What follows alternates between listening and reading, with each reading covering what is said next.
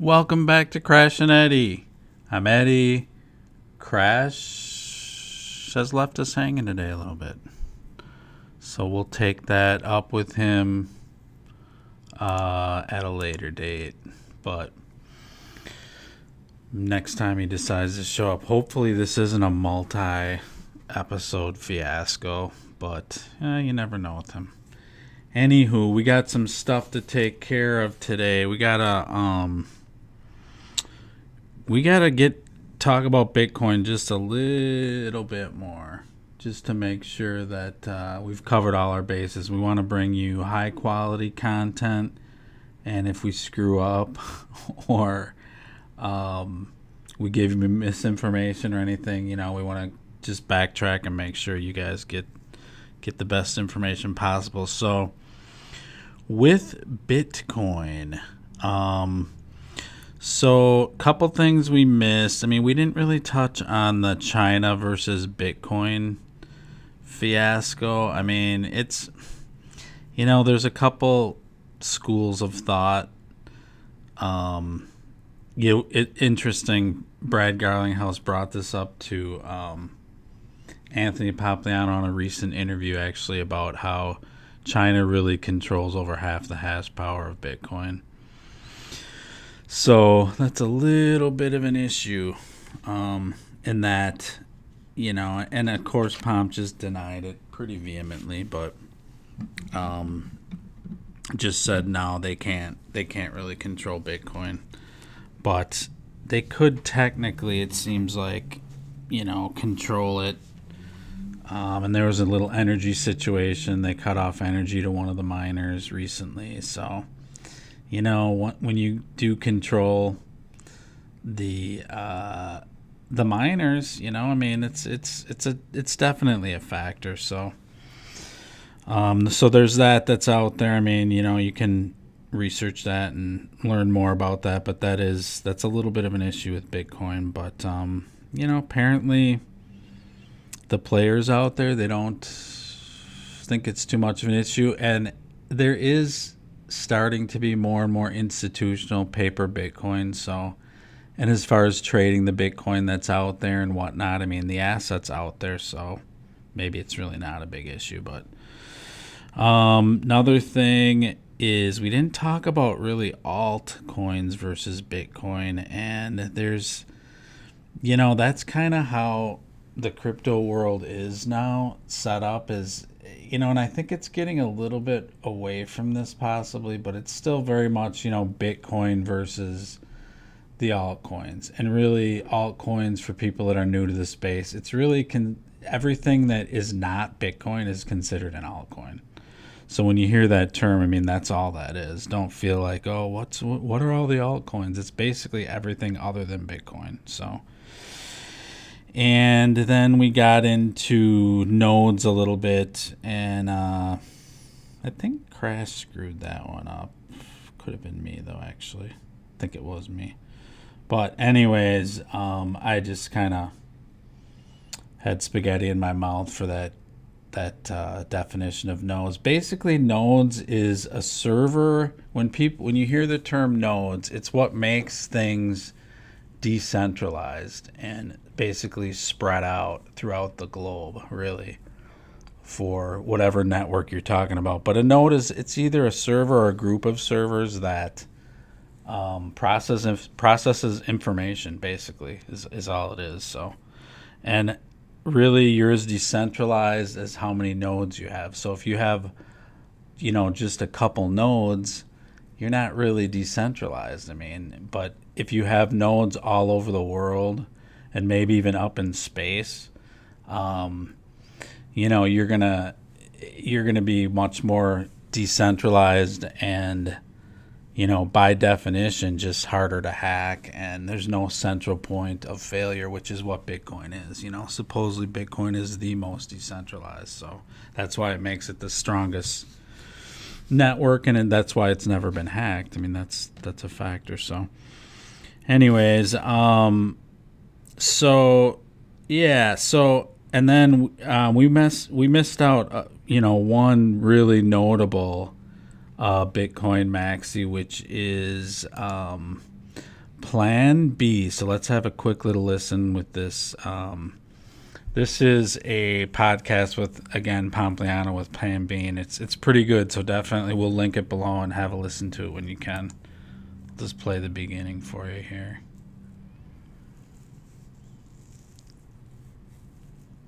He insists on being anonymous for good reason.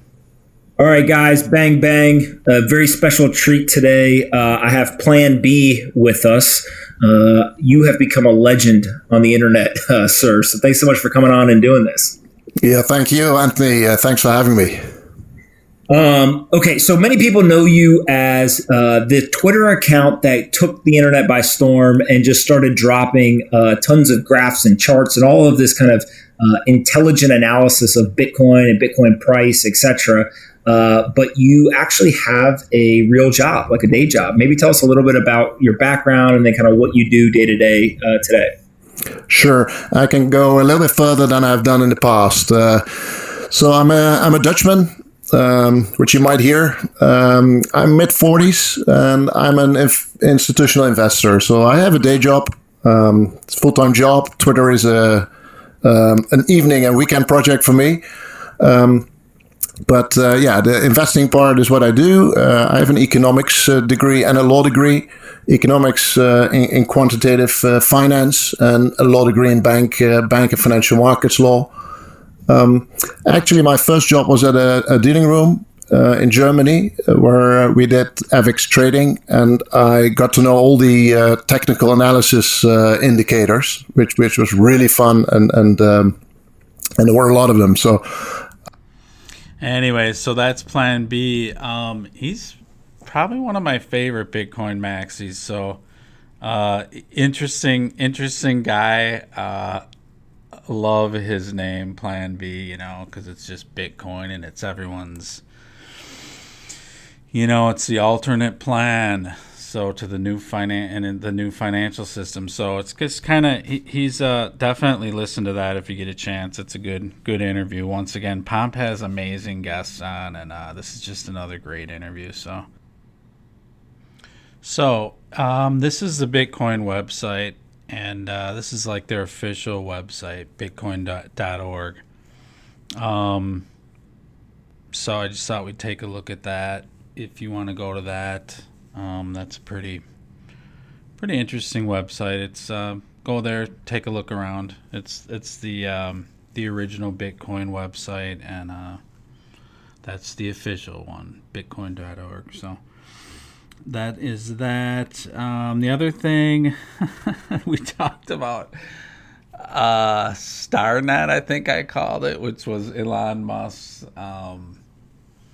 group of satellites that is kind of the alternate in case if we would get hit by like an EMP, for instance. I think the satellites, if we have a network of them, would help out as far as communications and all that stuff. We wouldn't be completely out of luck as a civilization. So he launched like the first 16 this year, I think it was, and I think he's going to have thousands, I think is what it is, of these satellites that go around Earth, and it's just a whole nother network which covers a lot. But it's not called StarNet, it's called Starlink. So anyways, there's that screw up. So the other thing we want to talk about today is just the Flare network. That snapshot took place this weekend. This is Flare's official website. Flare.xyz or flare.network is the website. Take a look at that. Couple things about the Spark token. The actual airdrop isn't going to take place for about 6 months, roughly. It's going to be, they're saying April or May next year. So that's when the tokens would actually be released. But the snapshot was last night. So that's all done. And of course, let's see here. Just looking at some of the prices, XRP took a little hit after that, really. Went down to, I know it got into the 40s. I'm not sure how low, but did get down there a little bit. And everything else, the whole market actually was down, but it's coming back. Bitcoin's at 18.7, Litecoin's 76. Monero's 147. That's kind of been making a strong run lately. So that's kind of interesting.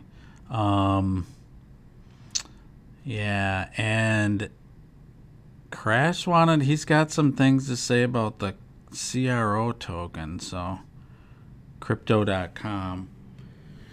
He likes that one. So when he gets back, if and when he comes back, which, I mean, who knows? Is this going to be a 6-month hiatus again? I mean, we just don't know with this guy, so we'll see. But we'll have some bones to pick if he does come back, so I'm sure he will. He can't resist this thing. Anyways, yeah, so that's pretty much it. Wanted to cover those things. The Flare airdrop is coming up. Snapshot is complete. So, and coin is falling like a manhole cover from the sky. So that's working out for everyone. Actually, holding up pretty strong. A lot of people thought it was going to tank down to 30 cents or something. Not really seeing it. But took a little bit, it's basically weeding out the weak hands now. The people that don't believe in the long-term future. Adios. So, other than that, the market's doing pretty good. It's at market cap about 549. It's pretty strong. It seems like some alts are picking up a little bit, but Bitcoin has too. I mean, like I said, it's back up to 18.7. So we'll see. We're going to cross over that 20 and stick that by the end of the year. I don't know. We shall see. In news, there's some interesting news here. Let's see what we got. A little bit of there was something on Verge. I don't know. Verge goes back. I mean, back in that run, that thing got so hot. It went from just fractions of pennies up to like, I don't know, 20, 30 cents. Looks like it might be coming back. Where is Verge now? That's an interesting. I'd like to. That one. No financial advice once again with this channel. This is for entertainment purposes only and a little education, or vice versa in some cases. But Verge is, I don't even know if that's in the top 100 now. But some people think it's complete crap because their use case is debatable at best, if you ask me. But we don't give advice here. Let's just see what we got cooking. Verge. Where are you at? 96. It is in the top 100. Hello? Verge is an interesting little... There it is. I missed it. Jeez, that's something Crash should do, but I did it. Just kidding, buddy. Yeah, it's got 16 billion max supply. Pretty small market cap, 116 million. I mean, it's got a large following. It's kind of an interesting, there was a time that was in the top 20, back in the day, but I don't know. Let's take a quick look at their website. Secure and user-friendly digital currencies. So yeah, it's about just being its own money, pretty much. Security blocking based on payments to everyday users with easy-to-use software tailored for real-life needs and applications. So Not the best use case in my opinion, but that's just me. Maybe you love it. They do have some partnerships out there. Atomic Wallet, that's a big one. Anyways, get yourself some Verge if you like that one. So, what else we got for news? Hey, Pomp's in the news again. What do you know? Breaks down 100K Bitcoin outlook for 2021. Bitcoin is either going to sit and not do anything, or it's going to go to the moon. We don't know. It's going to be volatile, though, that's for sure. IMF leader on digital payments for skilled trades workers.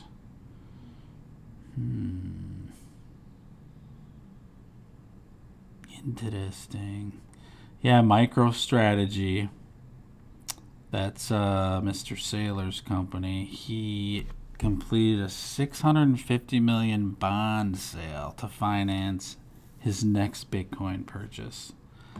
So he continues to pour that company's money into Bitcoin. So that is interesting. Theta network enhancements usher in smart contract capabilities. Smart contracts are where it's at now. Everyone's getting into the DeFi and the smart contracts. So, award-winning NFT artwork exhibit on giant billboard in LA intersection. Interesting. NFTs are big too. We'll get into some of that down the road. It gets a little bit complicated, but Bitcoin continues to stagnate below 18K. Yeah, it's above 18K now, so it's not really stagnating, but it's consolidating, and you see that, and that's healthy. You can't just go straight up, so it's going to consolidate for as long as it does, and then we're going to realize that Tyler Winklevoss says smartest people in the room buying the Bitcoin quietly. And they are. They're buying it over the counter. And then they'll sell it when they do in retail. That's how the big money works. Buy it real quietly, don't move the markets, and sell it when there's a bunch of hype and things are priced much higher. SEC lands 700K victory in another ICO court case. So nothing huge, the market's moving along. We'll see where everything goes. There's always a ton of news, so we'll cover that too as we move along. But just wanted to get this out there, wrap up Bitcoin, so we're done on that. We're going to move on to another crypto. We're going to tackle the big ones first, and then the ones that we like a little bit more than other ones in a non-advice giving way. So do your own research, and I think we'll wrap this up for now. I'll link that video at the bottom. Crash, stay safe wherever you are. And we'll take up any issues that we have with you on the next episode. Be good, stay safe, and we'll talk to you on the next one. See ya.